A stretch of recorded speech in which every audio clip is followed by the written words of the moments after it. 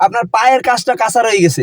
অনেকে আমার কাছে ফোন দেয় যে ওস্তাদ এইটা আমি শিখতে চাই, আপনি 2টা দিন শিখান। তার সাথে সবাই ক্লিয়ার হয়ে গেছে, তার হাত পা এভাবে কাঁপতে আছে, ক্লাস ছাড়তে গেলে বন্ধ হয়ে যায়, ব্রেক করতে গেলে গাড়ি বন্ধ হয়ে যায়, পিকআপ বেশি দিয়ে ফেলায়। 2 মাস হয় শিখছেন, এখনো মনে হয় যে আরো সময় লাগবো, আপনার হাত ক্লিয়ার হইতেছে না। আবার চালানো অনেক আগে বাদ দিচ্ছেন, এখন ধরতে সাহস পাইতেছেন না যে আমার কি পা মনে হয় রোবট হয়ে যায়, ব্রেক করতে গেলে এরকম গাড়ি ঝুঁকে যায়। 2 মাস করে ড্রাইভিং শিখছেন, স্কুলের কোর্স শেষ, আপনার বের করে দিয়েছে, তারপর আপনার কাছে মনে হইতেছে হাত পা কাঁপে, স্টার্টিং কেমন না আনইজি ফিল করেন, নার্ভাস ফিল করেন, ভয়ে কাজ করে যে কি না কি চালাইতে পারবো কিনা। এখন আপনি কনফিউশনের ভিতরে আছেন। আপনি ভিডিওটা দেখেন, আপনার সম্পূর্ণ আমি দেখাবো যে আপনার কোথায় ভুল ছিল, এবং আপনার যাদের কাছে শিখছেন তারা রাগ দেখাইছে বা আপনার হুমকি দিয়েছে, তারপর আপনার হাত ক্লিয়ার হয় না। আপনার কোথায় বলছিল, তাদের কোথায় বলছিল। আপনি 5টা অপশন দেখাবো, 5টা যদি আপনি সম্পূর্ণ বুঝেন, আপনার ড্রাইভিং এর নিয়ে আর কোনো সমস্যা থাকবে না। পুরো ভিডিওটা দেখেন। 1 নাম্বার আপনি বুঝেন আপনার পায়ের কাজটা কাঁচা রয়ে গেছে। 1 নম্বরে পায়ের কাজটা কিভাবে কাঁচা রয়েছে আপনার আমি দেখাই, আসেন।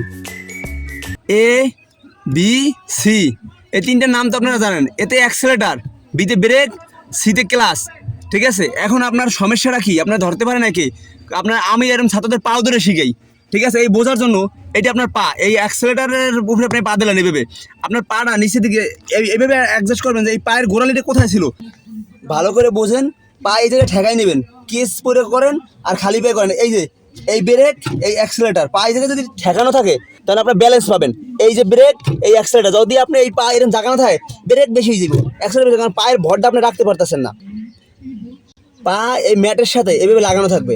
তারপর আপনি এই যে ব্রেক অ্যাক্সেলেটার দিলাম, দেখছেন আমার পা কীরকম স্লো খেলতেছে, স্লো যাইতেছে, আবার এই ব্রেক দিলাম। আর যদি আমার পা জাগানো থাকে, আমি যতই স্লো করতে চাই জোরে হয়ে যাবো, ঠিক আছে। আবার যতই স্লো করতে চাই আবার জোরে হয়ে যাবে। আবার এই যে পায়ের কাজটা, ঠিক আছে, পা যখন আপনি নিচের সাথে ফ্লোরের সাথে ঠেকাই রাখবেন, তখন আপনি অটোমেটিক ব্রেকে সফট করতে পারবেন আরামসে, আপনার পায়েটা ব্যালেন্স পাইবো। আর জায়গায় রাখলে তখনই কাঁপে, কাঁপার কারণে আপনার ব্রেক বেশি হয় কম হয়। আর আপনার এমন একটা জায়গায় করতে হবে, এই জায়গায় গোড়ালি ঠেকাইলে কিন্তু আমার হবে না, এই জায়গায় অ্যাক্সিডেন্ট দিতে পারবো কিন্তু ব্রেক দিতে ভালো করে পাবো না। আপনার মেজারমেন্টটা দেখতে হবে, আপনার কোন জায়গায় পা রাখলে 2টাই পায়েন, ব্রেকও পান অ্যাক্সিলেটার পান, ব্রেকও পান অ্যাক্সিলেটার পান, অটোমেটিক। দেখছেন কত তাড়াতাড়ি করা যায়, কত তাড়াতাড়ি এভাবে আবার স্লো করলেও করা যায়। আপনি এইটা যখন আপনার স্থায়ী একটা জায়গা বুঝে নিতে পারবেন পার, তখন আপনার পায়ের এই ডান পায়ের কাজ শেষ। ডান পা কাঁপাকাঁপি বন্ধ, আপনার ব্রেক নিয়ে অ্যাক্সিলেটার নিয়ে আর কাঁপাকাঁপি নিয়ে টেনশন নাই, সাথে সাথে ব্রেক করতে পারবেন, সাথে সাথে অ্যাক্সিলেটার দিতে পারবেন। এটা বাঁকা হয়ে গেল। আপনার বাম পা দেখেন কীভাবে হইতে, ভালো করে দেখেন। পা অ্যাডজাস্ট না করতে পারলে আপনার জীবনেও আপনার কাঁপা বন্ধ হবে না, এই নার্ভাস ফিল বন্ধ হবে না। এই যে ক্লাসের বিষয়টা দেখেন, ক্লাস কিন্তু 1 পায়ের কাজ, তবুও মানুষ ক্লাস এভাবে রাখে, এভাবে রাখে, সারা সময় বন্ধ হয়ে যায়, পা যেন জাগানো রাখে। তাহলে আপনার জীবন আপনার এই হবে না। পা এই জায়গায় এক জায়গায় এরকম স্থায়ী এই যে নিলেন, আপনার পার শুধু এই ইটা খেলবো, ঠিক আছে। পায়ে গোড়ালিটা এরকম খেলবে ফ্লেক্সিবল, এই যে ব্রেক ক্লাস করবেন, ছাড়বেন, ক্লাস করবেন, শুধু যাবে আসবে, যাবে আসবে, সাথে সাথে গোড়ালিটা লড়বো। কিন্তু আপনার এরকম জায়গায় যারা ক্লাস করে এদের গাড়ি গিয়ে স্টার্ট বন্ধ হয়ে যায় বেশি, ঠিক আছে। কিন্তু এটা অভ্যাসের পর্যায়ে কিন্তু হয়, কিন্তু ভালো করে হয় না, ক্লিয়ার হয় না। সারা জীবন থেকে এই একটা পা গাড়লেন, এই একটা পা গাড়লেন, এই ব্রেক, এই অ্যাক্সিলেটার, আবার এই ক্লাস, দেখছেন কত কত সহজ মনে হইতেছে। এরপর আর একটা কাজ আছে, আপনার যদি তারপর পায়ে একটুখানি এরকম হঠাৎই হয়, তাহলে আপনি বাসায় যাবেন, বাসায় পা এরকম সোজা করিয়া দেয়ালে ফ্লোরের সাথে পা লাগাইয়া এরকম এরকম করবেন, এরকম নিজে নিজে এরকম এরকম করবেন, তাহলে একটা ব্যালেন্স হিসেবে পা, ঠিক আছে। পা এরকম এরকম করবেন না, যত স্লো করতে পারেন, যত আস্তে আস্তে করতে পারেন, আবার যত স্লো স্লো করার চেষ্টা করেন, মানে এই যে দেখছেন কীভাবে হয়, এইভাবে করার চেষ্টা করেন বাসায় বসে। যখন এটা প্র্যাকটিস করবেন, তখন এরকম এরকম করতে করতে পায়ের একটা ব্যালেন্স এসে পড়বে, যে হঠাৎ করে এরকম স্লো করতে পারবেন, আস্তে করতে পারবেন, জোরও করতে পারবেন। ওই জিনিসটা যখন আপনি নিয়ে আসতে পারবেন, তখন আপনার পায়ের কাজটা পরিপূর্ণ, পা আর কাঁপাকাঁপি করে না, পা বুঝে পালাবি যে কোথায় কি এরকম, ওর একটা মাপ হয়ে যাবে যে কোথায় অ্যাক্সিলেটার, কোথায় ব্রেক, ওর জায়গায় চোখ লাগবে না, আপনি চোখ দিয়ে দেখতে পারবেন না তো নিচে ও জায়গায় কী আছে, আপনি এর নিচে দেখেন, আপনি গাড়ি চালাইতেছেন, ও নিজেই খুঁজে নেবে, ঠিক আছে। আপনার ভুল হবে না। অনেকে দেখা গেছে ব্রেকে পাড়াতে যে অ্যাক্সিলেটার পাড়া দিয়ে ফেলায়, অটো গাড়ি তো এরকম সমস্যা করে, ম্যানুয়াল গাড়ি তো করেই, ব্রেকের প্যাডেল খুঁজে পায় না, এরকম বিপদ করে ফেলায়, এরকম বড় বড় অ্যাক্সিডেন্ট হয়ে গেছে। তো আপনার এই কাজগুলো স্থায়ী একটা ঠিকানায় পা গাড়ি নেবেন, এই যে এই জায়গাটা স্থায়ী, এই জায়গায় পা এরকম রাখবেন, আর এই আর আপনার ভুল খুঁজে না, কারণ আপনি এদিকে পা দিলেই পড়বে ব্রেকে, এদিকে পা দিলে অ্যাক্সিলেটার, এখানে আর কোনো গ্যাপ পাইবেন না। এই দেখেন এই কিন্তু যদি আপনি এই জায়গায় গাড়েন, এই জায়গায় অ্যাক্সিলেটার দিলেন, ব্রেক তার হলো না, মানে কত বড় বিপদ আপনি রাইকে আনলেন। আপনি বুঝতে পারতেছেন পায়ের আপনার বুঝছেন, আমি যেভাবে দেখাইলাম এইভাবে এই সব ভুলের কারণে হঠাৎ করে ব্রেক করে ফেলা, হঠাৎ করে অ্যাক্সিলেটার পাড়া দিয়ে টান দিয়া আপনার গাড়ি অ্যাক্সিডেন্ট হয়ে যায়, ঠিক আছে। এই জিনিসগুলোই আপনার কারণে নার্ভাস ফিল হয়। এটা আপনার ওর সাথে দেখাইছে কিনা জানি না, কিন্তু আমার সব ছাত্ররা আমি এগুলো বুঝে দিয়েছি। এবং আপনার এই পায়ের কাজটা স্ট্রং এভাবে বুঝতে হবে, না বুঝলে আপনার চাপ কখনো ঠিক হবে না। এই পায়ের কাজটা যখন আপনি কন্ট্রোল করবেন, যারা খাটো তারা একটু ক্লাসের বিষয়টা একটু 19-20 করে নিতে পারবেন। আর একটা জিনিস কি, আপনার ধরেন গাড়ি যখন মনে হয় যে 40-50 টানতে আছে, একটু মোড় ঘুরে, ঠিক আছে, তখন এরকম শরীর এরকম মানে হয়ে যায়, একদিকে সরে যায়, মানে মনে হয় যেন আমি এই সিরিজে চলে যাই। আপনার যদি কোনো সময় রানিং এর ভিতরে কোনো মোড় করেন, তাহলে এই বাম্পার ক্লাসে যদি পান দেন, এভাবে স্ট্রং লাগিয়ে দেবেন। আপনার সিটটা যে মেইন, আপনার যেই গাড়ি চালান আপনার সিটটা আগে করতে হবে। 2 নম্বর পয়েন্টই হলো যে আপনার এই সিটটা, আপনার যদি অনেক আছে লম্বা মানুষ এইভাবে ব্রেক পা দেয়, এইভাবে চালায়, আপনি দেখবেন আপনার কোথায় আগে ফিট হয়, কোথায় আপনি বসলে স্টার্টিং ধরতে পারেন ভালো করে, আপনি ক্লাসে পা দিলে আপনি ভালো করে পা দিতে পারেন, ব্রেকে পা দিলে।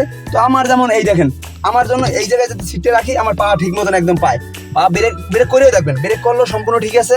আমার সিটটা একটু এই দিকে ভাঙ্গা একটু পিছনে নিলে আমার জন্য একদম পারফেক্ট। এই যে লুকিং গ্লাস ভালো করে দেখা যাইতেছে, এই সাইড ওই সাইড আমি চারদিক তাকাই নিলাম, সামনে দেখা যাচ্ছে, আমি যদি চালাই একদম আরামসে আমার স্টারিং ঘুরেই আনতে পারি, চালাইতে পারি।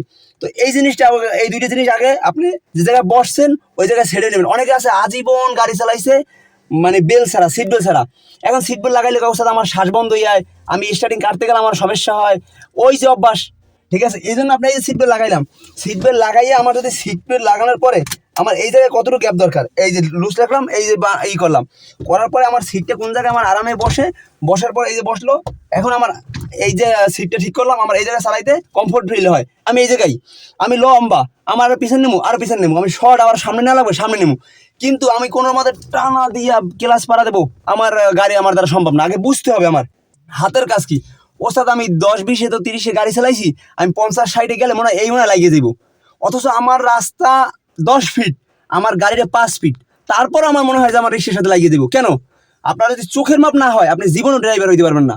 আপনার চোখের মাপ যত বেশি হইবে, অনেক ড্রাইভার আছে লোকাল বাস দেখেন গাড়ির পাশ থেকে এসে যায়, বা অনেক পরিবহনের ড্রাইভার পাশ থেকে এসে যায়, যারা যাত্রীতে এরা পড়ানো উঠে যায়, কিরে ভাই এই রুসি পাই 100 গাড়িটা নিয়ে গেল, লাগলো না কেন? ওর চোখের মাপ হয়ে গেছে। ওই ড্রাইভার চোখের মাপ করতে হবে আগে, নাইলে আপনার অল্প জায়গার ভিতরে যাইতে পারবেন না। চোখের মাপটা কিরকম, আপনি এই জায়গায় বসলেন, ওই যে বাম্পার দেখা যায়, আমি বনারের উপর দিলে মার্ক দেখাইতেছি, আপনারা দেখবেন, এবং এর ভিতরে একটা আইডিয়া আছে, দেখিয়া বুঝবেন। ঠিক আছে, আমি যাইতেছি।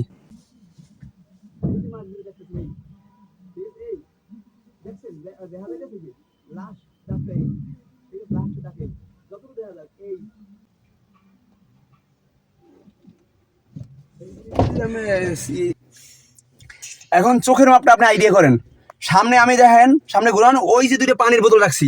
ঠিক আছে, আপনি যখন গাড়ি চালাইবেন তখন অরিজিনাল মাপ ওই পানির বোতলের সাথে আপনার গাড়ি 1 ফিট আছে বাইরে, ওর সাথে 1 ফিট গাড়ি বাইরে বাড়তি আছে, আর বেশি নাই, 1 ফিট বেশি, তাহলে আপনার হাফ ফিট গ্যাপ থাকলে, তাই আপনি যখন গাড়ি চালাইবেন দেখবেন ওই যে বোতল দুইটা, ওর পর আপনার 1.5 ফিট গাড়ি থাকলে গাড়ি ঘেসে যেতে পারবেন, একদম আপনার গাড়ি লাগবে না, ওই 1 ফিট আর আধা ফিট গ্যাপ। তাহলে আপনি যে কোনো গাড়ির পাইছে যদি আপনি মনে করেন যে ওর পর 1.5 ফিট ফাঁকা আছে, তাহলে আপনি মনে করবেন আপনার গাড়িটা লাগবে না। ঠিক আছে, ওই যে বোতলের পর 1 ফিট গাড়ি আর আধা ফিট থাকবে ফাঁকা। ঠিক আছে, আমার ওই যে রোডটা দেখা যাইতেছে বামের, দেখেন বামে দেখা যায় মানে রোডের উপরে আমার গাড়ি, কিন্তু না, ওইটা এখনো হাফ ফিটের বেশি আমার রোডে বাম পাশে জায়গা আছে। এইটাই চোখের আইডিয়া। আমার ডান পাশে দেখেন এই যে রাস্তার একটা রাস্তা সাদা দেখা যায়, ইটের ভিতরে ঘাসের ভিতরে উঠানো, আমার কিন্তু ওই ঘাসের পরও গাড়ি হাফ ফিট ঘাস আছে, কিন্তু রাস্তার মেইন রাস্তার ভিতরে যায় না। তো এই জিনিসটা যখন আমার চোখে আইবে তখনই আপনি ড্রাইভার, চোখের মাপটা।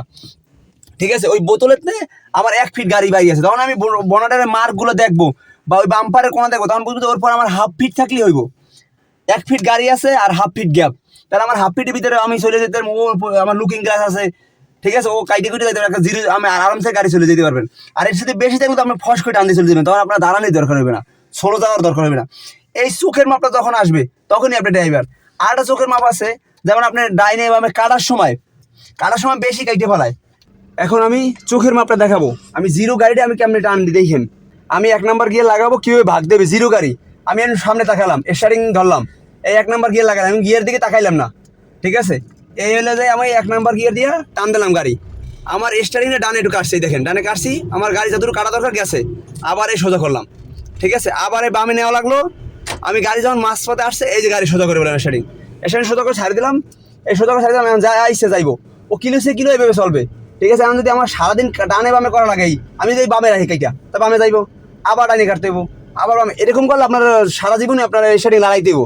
আপনার যখনই স্টারিং কাটা, এই যে বামে কাটতে দেখেন কীভাবে, এই বামে কাটলাম 1.5 প্যাচ। ঠিক আছে, এই কাটা শেষ, এই রানিংয়ের মধ্যে আবার এই সোজা করে ফেলাইলাম। ঠিক আছে, এই গাড়ি সোজা হয়ে গেল। ঠিক আছে, আমার গাড়ি সোজা চলতেছে, আবার বামে যতটুকু লাগবে এইটুকু কাটলাম, গাড়ি রোডে আসার সাথে সাথে এই স্টারিং সোজা। এখন আমার কিলো চললো, গাড়ি আর বামে ডানে কাটা লাগবে না। তাহলে বামে ডানে যদি আপনার বারবার কাটা লাগে, তাহলে আপনি ড্রাইভার হইতে পারবেন না। এই মোড় আমি একবার বামে কাটলাম, এই 40-এর ভিতরে আমি এই আবার একবার ডাইনে কেটে রোড ক্লিয়ার করে ফেলাইলাম। এটা বাঁকা রোডের জন্য, কিন্তু সোজা রোডে আপনার স্টার্টিং সোজা রাখতে হবে। এই জন্য আমি সাইডে গাড়ি কোথাও যাইতেছে, অনেক আছে এইদিকে কাটে এইদিকে কাটে এইদিকে কাটে। আপনার গাড়ি সবসময় স্টার্টিং সোজা থাকবে। আপনার বামে যাওয়া দরকার, বামে লইলাম। যখন আমার গাড়ির বামে লওয়া শেষ, এই সোজা করে এলাম, স্টার্টিং অটোমেটিক্যাল রানিং ভিতরে সোজা হয়ে যাব। ঠিক আছে, স্টার্টিংয়ের মাপটা বুঝতে দেবো যে একটা মোড়ে কতটুকু কাটতে হয়। এইটুকু কাটলে আমার হয়ে গেছে, আমি কিন্তু বেশি না চাইতেছি না।